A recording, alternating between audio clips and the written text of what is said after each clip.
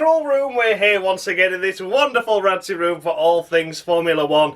The Singapore Grand Prix has come to a close, and what could be said?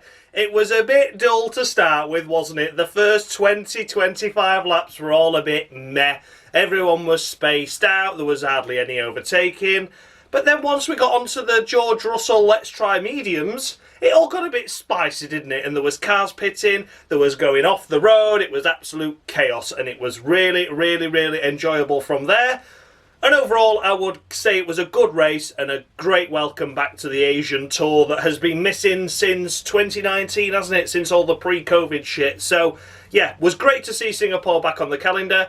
And although the first half of the race was disappointing, the second half definitely lived up to expectations. So if you've never seen this series before, I award the drivers out with a maximum of 10 points based on their race weekend's performance, and I go all the way down to 0 if they have a particularly bad one. Take a look out for bonus points though. They're sometimes on offer for some drivers that do something extra special during a race, and on a very rare occasion I do award minus points too for those drivers that do something extra special but for all the wrong reasons. Let's take a look at the current Crawl Room standings then. They're on the screen now for you to take a look and feast your eyes at. Alex Albon is back, of course, in the Williams, so his name will be replaced, but Nick De Vries's score of 12 from Monza will remain for Alex's score. It wasn't Alex's fault why he wasn't racing, so he won't miss out. Take a look. Can you see the leaders dropping down? Can you see any from the bottom about to rise up after a great weekend's performance? Well, you'll all have to find out what scores I give shortly. But yeah, keep an eye on your favourite driver, because there could be a lot of risers and fallers after this weekend, after a chaotic Singapore Grand Prix. So we're going to kick things off with the race winner, of course, Checo! Sergio Perez. What a cracking drive by Checo. Thoroughly deserved that. He qualified P2 just 22 hundredths away from snatching the pole position from Shalala. But in the race, he got off the line. The second phase of his start was absolutely fantastic. Dove up the inside. Jobs are good in before we even get into turn one. And he commanded the race from there, didn't he? He was doing such a great job, was Checo. He led every lap, I think, didn't he? I think he did anyway, because he always pitted after the Ferraris just to like mirror them off. He ended up finishing 7.5 seconds ahead of Charles, of course, then got a 5-second time penalty because of the safety car infringements, where he was falling more than 10 car lengths back behind the safety car while the lights were still on. He did do that twice, but only got a 5-second penalty. Ferrari tipped it could be 10 seconds, which if it's 2 infringements it should have been. But, you know, overall this is, you know, it's just the pettiness of the sport now, isn't it? The thing is, they were on medium tyres that were going cold. The safety car was driving incredibly slowly to bunch the pack up, which is it's right. That's what the safety car's there to do. So I think Checo, all he did was backing off so then he could put the power down to catch back up to the safety car again and keep the tyre life going, keep the warmth in the tyres, because if it had just been trundling around following the safety car, those tyres would have been stone cold come the restart. So I think Checo really did have a genuine reason for it. If it was sunshine and, you know, the weather was beautiful, then there would have been no excuse at all. So I think the 5-second time penalty is fair.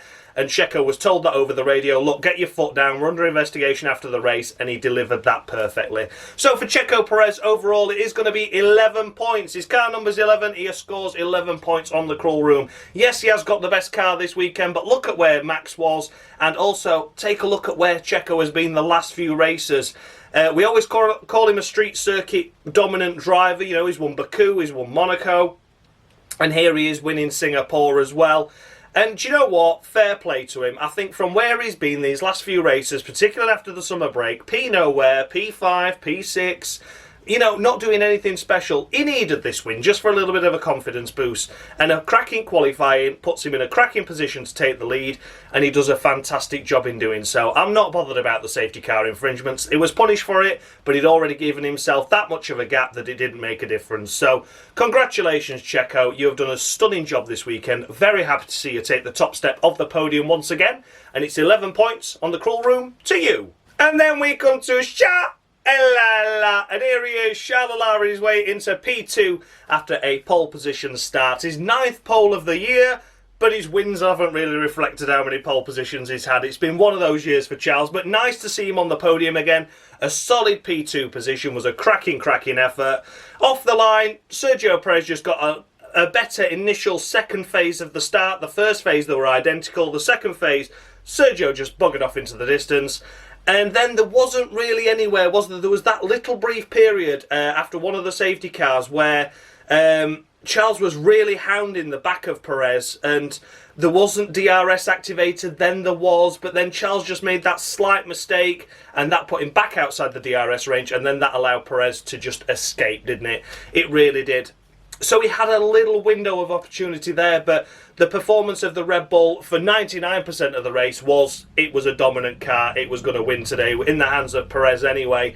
And Charles just did a solid job picking up a nice P2. Yeah, he'd have loved the win. Ferrari'd have loved the win. But from where they've been these last few races have just been shit, and the strategies have been shit, and no one fucked up. So we've got to take that. You know, if the drivers weren't fucking up, it were the strategists. If the strategists weren't, it were the pit stops themselves. This weekend went without fail. They just got beaten by the better man today of Sergio Perez, and there's no harm in that. So congratulations to Shalala. It's going to be 10 points on the board to him, a maximum 10. I don't think there was anything he could have done. Would have been nice to have been seen him stick a wheel up the inside, but then you see what others were doing after they were sticking wheels up the inside, and you think, good job he didn't really, because he could have ended up off into the wall, and then he'd have been getting a Parma, and no one wants to see that, do they? So, championship stays alive going into Japan. Not sure what the permutations are there, but we know Max is going to win it, don't we? I mean, if he doesn't, bloody hell. But yeah, just overall, Charles takes it onto another race, gives himself another opportunity to try and do something miraculous, while Max might be down there again, who knows. But overall, it's 10 points on the cruel room to Charles, and another solid weekend by Ferrari. Makes a change saying that, doesn't it? Next up is Carlos Sainz. He's singing in the rain. Singing in the rain. He did a cracking job this weekend, didn't he? He's normally a smooth operator. He was singing in the rain today. It wasn't a bad effort, was it, by Carlos? But he had no measure for those two cars ahead. Perez was gone. Leclerc was gone. He did a nice move up the inside of Hamilton at the start of the race. And then that was it. It was P3 for the rest of it. It was a lonely P3. There was no one behind him, no one in front of him. Started to get a little bit harried, didn't he, by Hamilton in the mid-phase again. This is when Leclerc was on the back of Perez, Hamilton was on the back of Sainz, then Hamilton stuffed it into the wall. Sainz had no more issues after that, and I think, to be honest with you, the way Sainz was driving, just on the racing line, keeping himself tidy and out of trouble. He wasn't the fastest, but he was certainly clean. I don't think Hamilton would have got round him anyway, even if Hamilton didn't stuff it in the wall. So, for Carlos Sainz, it's going to be a solid 7. Based on what his teammate did, based on what Checo did, how far up the road they were to everyone else. He was very lucky today, Carlos Sainz, that Hamilton went into trouble, George Russell was never on the scene, and Max Verstappen was in trouble as well, because without that, he'd have been sixth, I think. You know, I think he might have held off Hamilton, but when the DRS finally became available and things like that, maybe the Mercedes would have got him. But I think Carlos Sainz certainly has to count his chickens today, that it was a solid podium, but it could have been a whole lot worse had some of the other drivers delivered a cracking result. So, yeah, a P3, but a lucky one in some respects. 7 points on the crawl room. And then we come to Lando Norris in the mighty McLaren. And what could be said for Lando Norris this weekend?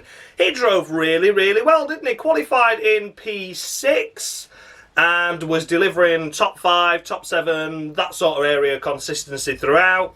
And then ended up finishing P4 after the safety car came out at the end, just as Verstappen pitted. So that meant that he was ahead of Verstappen anyway, but reassured and reaffirmed himself as staying ahead of Max. Held off Max's pressure incredibly well, to the point where Max stuffed it up the inside and he's like, I'm coming through, and he's like, no you're not, see you later pal. Max went down the escape road. Lando just drove a smart, sensible race, and overall I think he did an impeccable job for McLaren. McLaren did an impeccable job for themselves. Everyone panicked when George got a fastest Sector 2 lap time and a fastest Sector 3 and he's fastest overall. Everyone pit, it's time for slicks. But a lot of teams didn't take into account how long those tyres would actually take to warm up. McLaren thought it through though and thought, no, let's do overcuts, not undercuts. So it works really, really well for them. Big smiles on the face all round. The safety car came out at the right time as well for them, just to doubly help them out. It was a stunning, stunning effort overall by team, by driver, and of course in the Constructors' Championship, taking fourth away again from Alpine after 2 pointless weekends for them. McLaren scoring a ton of points this weekend, both cars finishing, is a fantastic effort. And overall for Lando Norris, it's going to be 9 points on the board. 9 points, not quite a perfect 10 because I felt the other two drivers ahead of him in terms of Perez and Leclerc certainly had a better drive overall. In the car he's got though, I do not want to fault him at all. 9 points I think is a more than respectable result. It should really be a perfect 10, but overall, you know, what do I do? There's drivers out there doing incredible jobs, there's drivers out there doing shit jobs, and then there's just drivers doing their jobs. So I think Lando Norris today was a job done, did his job really well, drove really smartly, and helped with the strategy as well, assisted with the McLaren strategy. So 9 points overall to Lando. Cracking drive. Next up is Daniel Ricciardo, disqualified on the Cruel Room anyway, but this is the first time we've seen anything of him, of any sort of recognition of well done Daniel Ricciardo, because that was a great drive overall. Yeah, it was out in Q1, nothing unexpected these days, is it? Let's be honest. And in the race, here he is finishing directly behind his teammate. P5, stunning effort. Yes, the strategy benefited him massively. He was one of those overcutters. And, you know, but that's racing, isn't it? Ricciardo, if we just said, look, there's going to be 3 cars going off into the wall this weekend, name one of them, you'd have said Latifi, Ricciardo and Stroll, wouldn't you?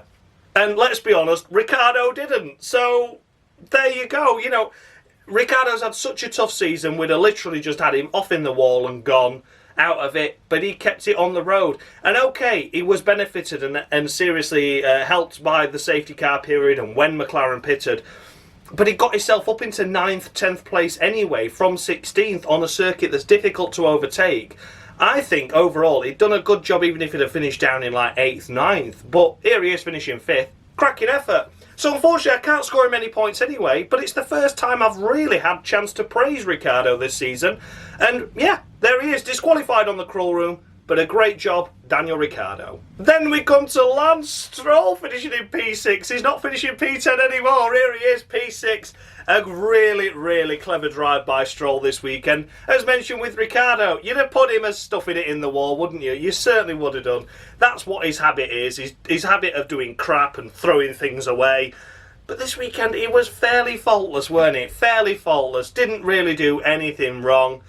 Drove really clever, really smart. Aston Martin tried running dry tyres in Q2, didn't they, in qualifying? That didn't work out. Saw them both eliminated from Q2.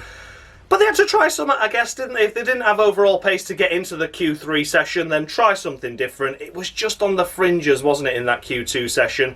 And Stroll did a better job than Vettel in that sense, out-qualifying him and not having a spin. And in the race, kept it on the road. Aston Martin were another team that decided to do overcuts as opposed to undercuts when it came to the dry tyre selection. And when it was time for those dries, and it worked out massively for them again. But they deserve this. You know, Aston Martin have struggled all year long to pick up anything more than a 7th and 8th, you know. But this weekend was a solid weekend by them and a solid weekend by Lance Stroll. So credit where credit's due. He's getting 9 points on the Cruel Room as well. Absolutely stunning effort there. Fantastic, fantastic stuff. Drove really, really well. And I can't put any blame, any fault or anything on Stroll. That was a great weekend overall. So yeah, 9 points to Lance Stroll. In 7th place, we have, of course, Max Verstappen.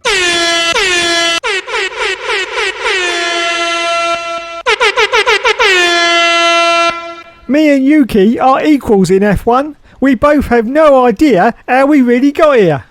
There we go, his second Palmer of the week. Oh dear, Max, what were we doing this weekend, buddy? Okay, you know, he was 9/10 up in Sector 2 for that pole lap.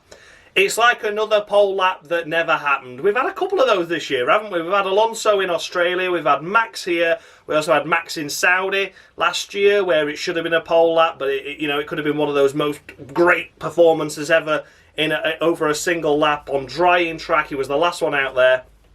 And he was on the last corner and they're like, box now, we've fucked it. You've no fuel left, please box. And he ended up starting 8th as opposed to a dominant pole position lap time, you know. But that wasn't his fault, that was just the drive itself. Off the line, though. What was he doing off the line? It was like... It's like my bloody Chevrolet Matiz trying to get off the line and pulling away with all those F1 cars around him. Lost 5 places, but then cut turn 1 and gained a position on the Haas. I think it was Mick that he gained on. Like, so what about? Like, just... It was so strange. Like, how come there were no investigation for that? Or they did put it under investigation. They'd said no further action. But he was definitely down 5 cars. He was dropped down to 13th. Then cut the turn 1. And then was like, oh, I'm P12 now. It's like, oh, it's fine. It's Max. It's fine. Then had a little bit of contact with K-Mag that once again had a trailing bloody end plate that was flapping. We'll come to him in a minute. Yeah, so a little bit of contact with K-Mag. Then we managed to make some good progress back up into 8th, then got stuck there for a little bit, then made us way up to about 6th or 7th. Can't remember what happened then, but then we had the dive up the inside from Norris after the safety car. Let's not forget as well that virtual safety car where he was trying to get past Norris, where he tried to preempt when the light would go green to jump Lando. That was a little bit dangerous, that. And again, that should have really been looked at. That wasn't even investigated, I don't think. But he clearly overtook Lando before the yellow lights went out, before the racing returned. So, surprised they didn't look into that. Again, that should have been a penalty, perhaps. Then it doesn't matter anyway, because after one of the safety car periods, you tried to dive it up the inside of Lando. Bottomed out, locked up, went straight on down the escape road. Needed to pit again, pit for tyres. Down in 13th then with the 13 runners at this point, or whatever happened. Then we were at the back, crawled his way back up, and here we are finishing P7. So it was a very up and down race, but he never really got higher than 6th, did he? So Palmer of the week more than justified for Max. Okay, qualifying put him in that position, but you know, you're coming up to a 2-time world champion. He just lost his head again. He wasn't used to racing around with these type of cars, and they're thinking, why are the racing be so hard? Like, why are they defending like this? Well, because it's points. This is all they race for. And Max just really struggled, didn't he? He did some impressive moves, but then all the shit that went with it. Palmer of the week. So P7 and Palmer of the week 2. Max Verstappen. Then we come to Sebastian Vettel. He just lost out on that 7th place to Max on the final lap, didn't he? Big shame, really, for Vettel to lose it there. He'd driven so well and defended so well against Hamilton and Max for the majority of that last safety car period, so like the last 30 minutes of the race, because we went into time, didn't we? But lost out on the last lap. But really, overall, Vettel had a great race weekend, but just didn't quite have as good a race weekend as Stroll, did he? Out-qualified by Stroll, out-raced by Stroll, and there's a car between them at the end, unfortunately. But that's racing, isn't it? That's life. A great weekend overall by Aston Martin, and fantastic result. They'll both be pleased with that. Aston Martin will be pleased as well. I think they overtake Haas for 7th in the Constructors as well, where Haas is just nowhere again. So yeah, it's a big important race result for this one. For the team, and for Sebastian Vettel it's going to be 8.5 on the crawl room. 8.5. I've knocked him half a point off there because of Stroll out racing and out qualifying him, but overall a fantastic weekend nonetheless. And you know, Aston Martin have got to take all these points, and they have done, and both drivers drove really well this race for Aston Martin, delivered a cracking result. It's a shame, just a shame that Seb lost out to Max at the end there. But, you know, a Red Bull at the end of the day, he fended him off for so long. It's like you may as well just let him go on the first lap. But, having said that, the defence of Vettel certainly hindered Verstappen's progress to go and get Stroll. So, you know, in that sense, he drove really well, just fell short at the end. But I'm not knocking Vettel for that at all. So, 8.5 to Sebastian Vettel. And then we come to Lewis Hamilton. My company car is a Dacia Sandero. They've told me I can crash it as much as I want because it's only worth 4 pence, the bastards. Oh, dearie me, what a race to forget for Lewis Hamilton. What was that all about? Oh, he had a Max Verstappen race, didn't he, really? Had a Max Verstappen race. So, qualified 3rd, great lap. Looked like he could have been on pole, wasn't he? He was like 400ths down on getting the pole position. Just didn't get that final lap quite right. But P3 was still a good effort nonetheless in that Mercedes. But it looked like he could have been pole for a lot of that qualifying, didn't it? He was absolutely storming in those conditions. Yeah, and then in the race, he was P4, got pipped off the line by Sainz. Sainz forced him a little bit wide, but that's racing, you know. First corner incident, he just pushed him a little bit wide. Was running fourth, then got to the point where he started to put Sainz under pressure, and instead the pressure got to Hamilton, and he went off at turn 7, stuffed it into the wall, beep, beep, beep, beep, reversing out, and then he carried on. Wing damage, flapping, that was a wing, like that, and it's like, oh, you definitely need to pit now. But pitted when it came towards getting towards the medium tyre, so pitted, put the mediums on, changed his wing, came down, came out in around 9th, 10th, wasn't he, when all the pit stops had happened. Obviously he had a slower stop because he needed the nose. Came out and then was trying to make progress through the field, got stuck behind Sebastian Vettel. Then Max came up behind him, and then as he was trying to make a move on Vettel, he got onto the slight wet patch, slid off again, and Max sent it up the inside and overtook him in the latter stages, and then just tumbled. He was like on his own in 9th, wasn't he? Was nowhere near Vettel, nowhere near Verstappen, and no one was anywhere near behind him. So, yeah, P3, could have been a podium, should have been a podium. The pace of that Mercedes looked like it had something good to offer this weekend, particularly in those conditions, and it just fell apart at the seams. You know, both drivers making massive errors. We'll come to George in a minute, of course. And yeah, Hamilton making 2 big errors in the race. Cost him dear. Lucky to still finish in the points, but there wasn't that many left, was there? So there you go. So overall, a Palmer of the week to Lewis Hamilton. Then we come to Pierre Gasly finishing in P10 in the AlphaTauri. Oh, just another nothing weekend. That what promised so much. I mean, there was one phase where like Yuki was 8th and Gasly was 6th, and you're like, wow, AlphaTauri on for a good result here, and then here they are picking up 1 bloody point. 1 point. I mean, it was really pretty much practically pointless at that point, wasn't it? There was no need. It was just all a shame. I look back and I saw what happened. So Gasly basically was the first one to react to George's fastest lap time on those medium tyres. And being the first to react wasn't necessarily the best thing because there was no temperature in those medium tyres. And he went out, slipped and slid his way, and everyone could come in after and come out ahead of him. So a big shame. But he did drive really well up until that point. I've been a little bit harsh with the scoring here. But at the end of the day, we've just seen nothing much of Gasly this year, have we? And I think overall, this was a great drive by him, but just let down by the strategy. It's a shame I've scored him too low. I have scored him too low. He deserved about an 8, but I've given him a 6. I have given him a 6. But I just, at the end of the day, I just look and see where all the other cars are. Ricciardo up there, Stroll up there. Gasly's finishing behind him. I know it was strategy. That put him down there, but you know, I can't be bloody lovey-dovey to everyone, can I?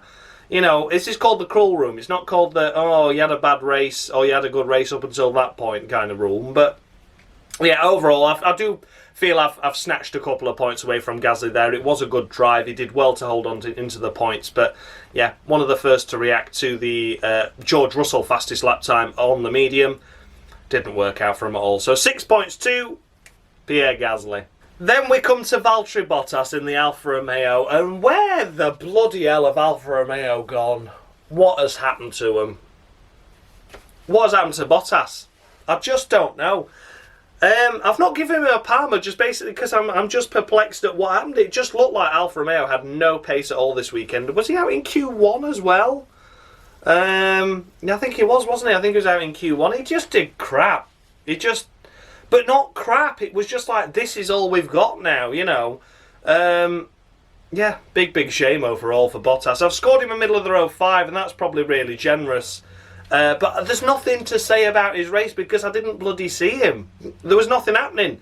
The highest he got was 10th. Then you knew Max was going to come back through the field, and that was that. So, yeah, all a bit meh, really. Yeah, middle of the row 5 to Bottas. That's probably generous, but what else can I do? I've treated him sort of like as a retirement because it was nowhere, absolutely nowhere. Big shame overall. And you know, for these fewer cars to finish, you'd have thought Alfa Romeo would have picked up at least a point. But there we go, 5 to Bottas. Then we come to the Haas pairing. I'll do both together because their race weekend just came undone, didn't it? Once again, through no fault of their own, you know. K-Mag had great pace, great performance, got into Q3, did really, really well. And then he had that front wing issue. He got touched by Verstappen a little bit, and the end plate went, ugh. And then he got black and orange flagged like he did at Canada. And I just find it so frustrating that it's always Haas that have this issue where it's such, no one else has suffered this year, but it's always just, oh, your wing's a little bit, come in. You're going to have to black and orange flag. You're going to have to fuck your race up, basically. Like, it's just a shame, isn't it? So K-Mag was doing really, really well. He was on the fringes of the top 10 after a great qualifying effort. Had to come into the pits, put him at the back. Couldn't really make his way through the field because there was no DRS. They were on intermediate tyres that were worn. There was one dry line. It was difficult to overtake. Managed to make his way here as a result of the retirements, and his race was over by that point where he had got the damage. Had that not happened, we could have seen him inside the top 6 quite easily. He had one of those races that could have been, and it was just snatched away from him at the start of the race. So overall for K-Mag, it's a middle of the road 5 points. And again, for Mick Schumacher, he should have had the points as well. His pace wasn't as good as his teammate, but as his teammate suffered at the beginning of the race, Mick suffered towards the end of the race where he got punted off by Russell and suffered damage, suffered a puncture. And again, could have been points. He was 10th, I think, wasn't he, Mick? So he'd made his way onto the fringe of the top 10 and then got punted off. So again, middle of the road 5 for Mick, and it's such a shame for Haas this weekend. It could have been, had it just played out just slightly differently, not a little bit of wing damage, not getting punted off by George, both could have been in the points quite easily this weekend. But a big shame, and their luck has just deserted them. It really has. So there we go, big shame for the Haas pairings, but 5 points to K-Mag, 5 points to Mick Schumacher. Oh, and then we come to George of the Russell. Watch out for them cars.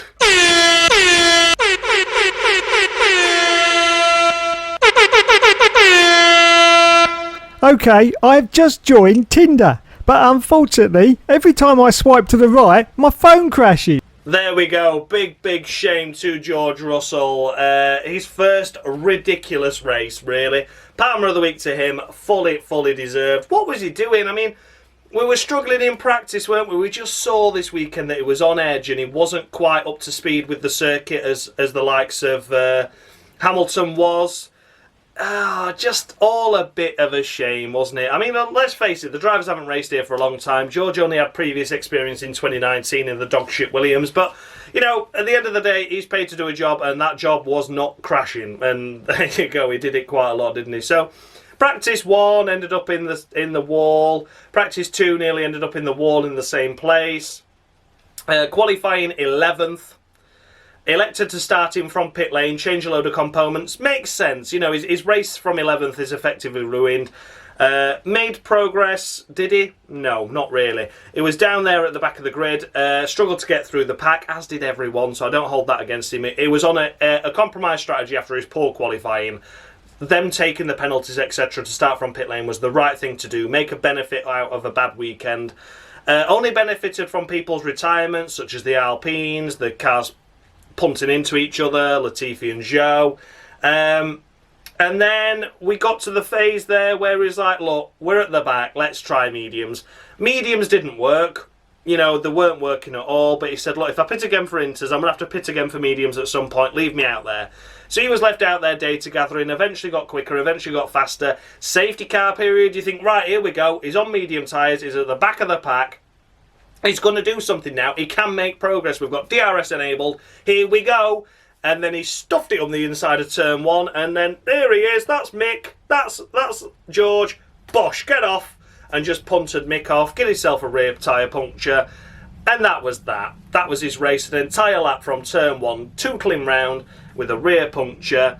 Yeah. That was very pathetic. That wasn't needed. And had that not happened, he would have scored points. It was one of those race of attritions, and he just really ruined Mick's race. And then no bloody penalty. Like, how can there be no penalty for that? Like, Where were the stewards? Where were the stewards this weekend? They give Perez a penalty, okay, after the race, and it didn't affect his result, but they gave him a penalty for just dropping 10 cars back to then speed up again behind the safety car. But then you've got actual on-track crashes where George has just gone like that, no penalty. You've got Max cutting turn 1 at the start to gain a position on a Haas, no penalty. Like, what are you doing? What are you doing? So there we go. Anyway, that's a rant about the stewards again. But you know, overall, George had a pathetic race this weekend. It was compromised from the start, but he compromised it himself. If he'd have had a good qualifying, he wouldn't have had to pit lane start, would he? There you go. So yeah, George of the Russell, watch out for them cars, or watch out for them walls. He was hitting everything, wasn't he? Except the top and at the front of the grid. He was hitting everything down at the back. So yeah, big shame. He did get fastest lap though, didn't he? Doesn't get the point for it, but it makes him feel better.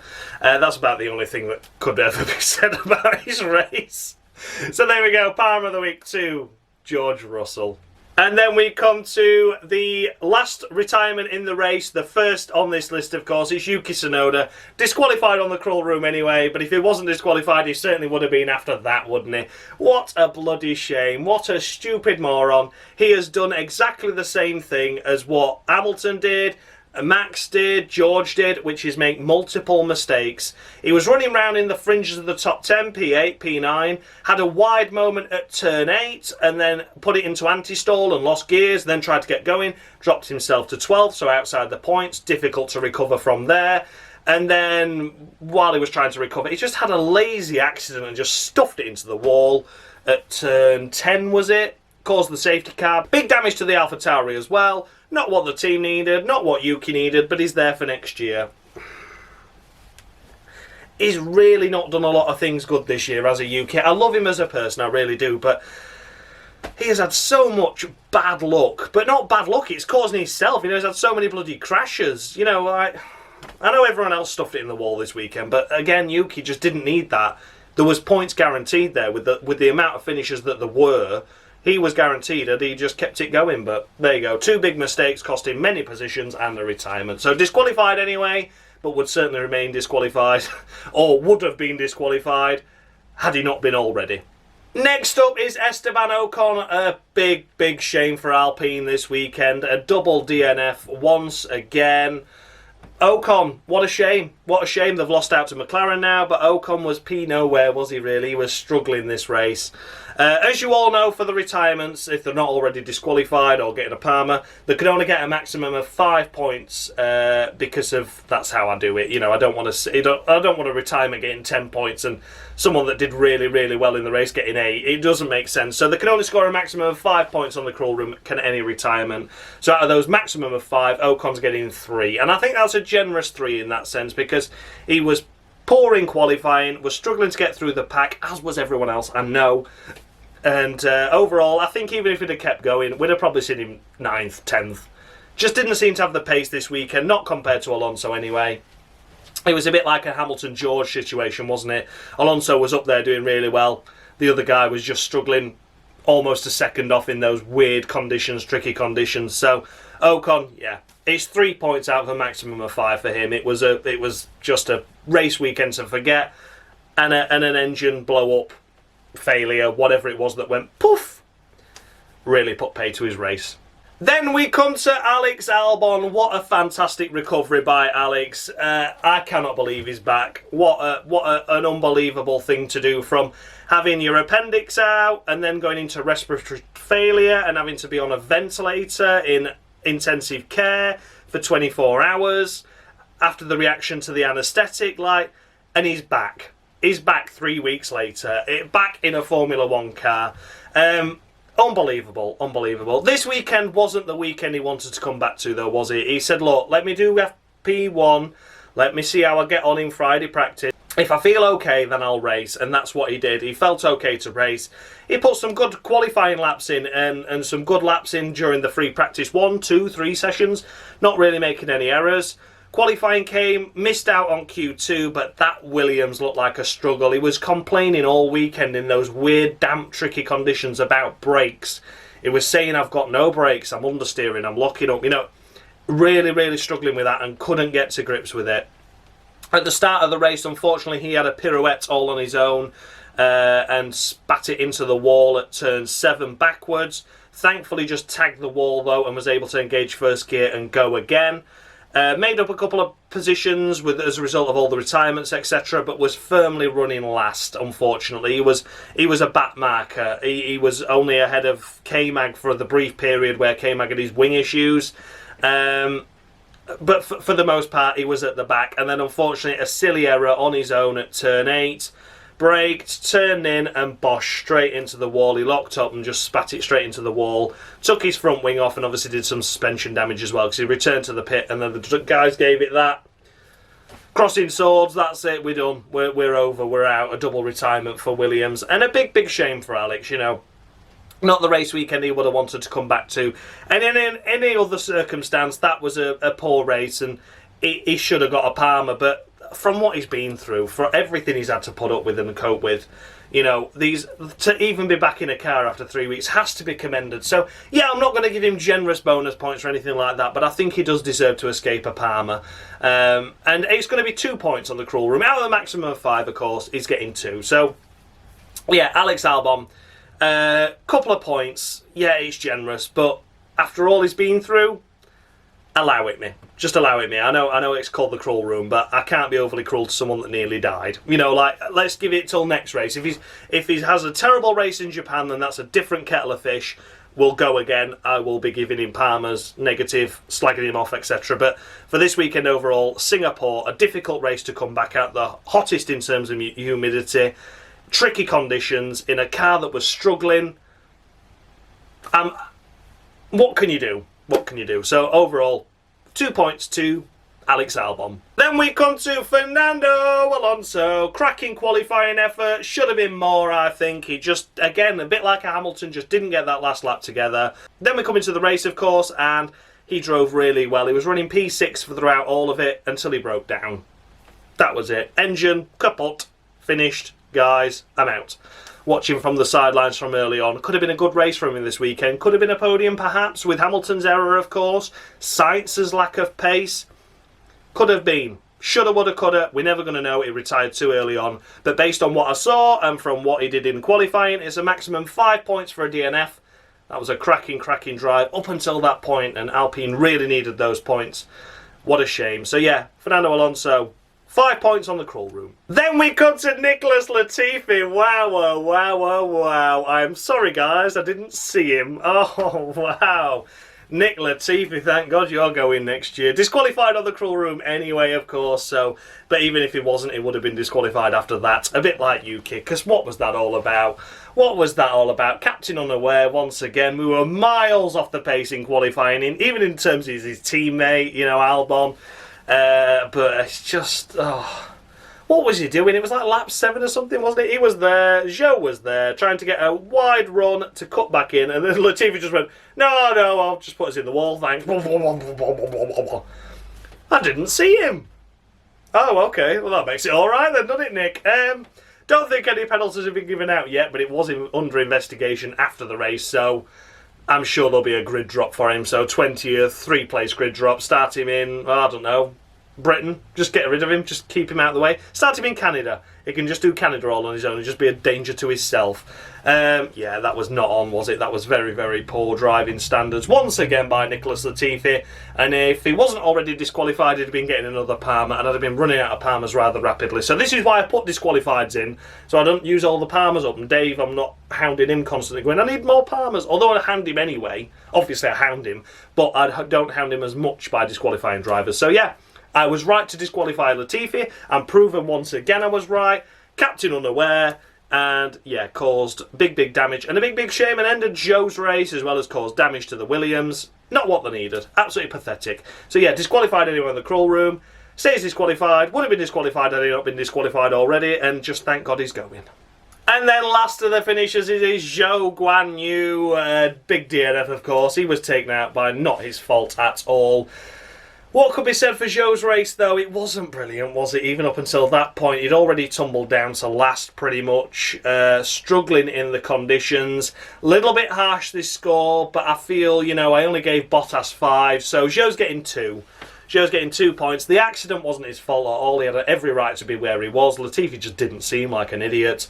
And yeah, big shame, but this Alfa Romeo pace has just vanished drastically, hasn't it? I'd love to see Japan that can come back stronger, get some points, you know, but it just doesn't look to be happening, does it?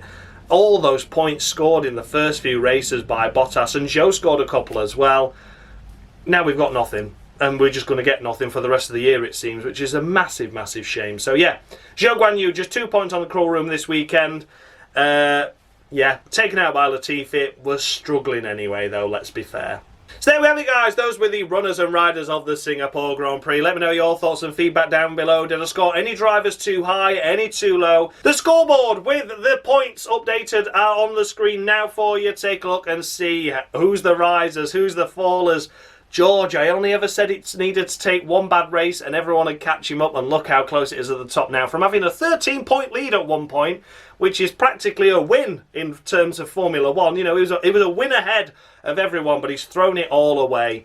Have a look at the further down the list as well. It's all closing up. It's so close. A point could make a massive difference to someone standing. So these last few races remaining in Formula One, all the drivers need to deliver their best results, because it could really affect where they finish in the crawl room standings. And I know full well that every driver watches this series and really wants to see where they end up.